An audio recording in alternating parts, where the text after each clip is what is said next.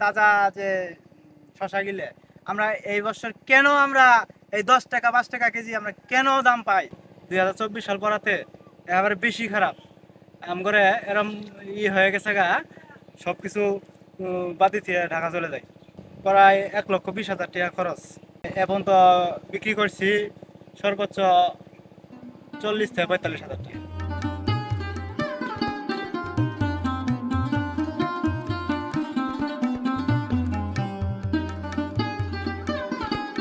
আসসালামু আলাইকুম। আজকে এসেছি জামালপুর জেলার দেওয়ানগঞ্জ উপজেলার উৎমাচড়ি গ্রামে। এই গ্রামে যারা সবজি চাষ এবং কৃষির সাথে সম্পর্কিত তাদের মধ্যে একজন সুজন ভাই। তিনি 10 থেকে 12 বছর ধরে এই কৃষির সাথে সম্পর্কিত বিভিন্ন ধরনের সবজি চাষ করে থাকেন সিজনে। আমরা আজকে তার মুখ থেকে শুনবো সফলতা ব্যর্থতার গল্প। একই সাথে বর্তমান সময়ে সবজি চাষে ন্যায্য দাম সে পাচ্ছে কিনা এবং সে কতটুকু পাচ্ছে তা নিয়ে বিস্তারিত শুনবো।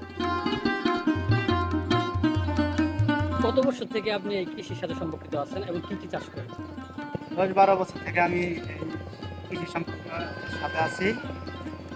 আমি চাষ করি হলো করল্লা, শসা, বেগুন, তারপরে কদর, চিচিঙ্গা, লাউ। একদিন থেকে তো সবজি চাষ করতেছেন, তো প্রথম দিকে কেমন লাভবান হয়তো, এখন কেমন লাভবান হচ্ছে? আগে মোটামুটি ভালোই হইতো, তবে 2 বছর থেকে খুব খারাপ, কোনো লাভবান দেখতে পারতাছি না। এই বছর আরো বেশি খারাপ। 2024 সাল পড়াতে এবারে বেশি খারাপ আম করে এরম হয়ে গেছে গা, সবকিছু বাদ দিয়ে ঢাকা চলে যায়।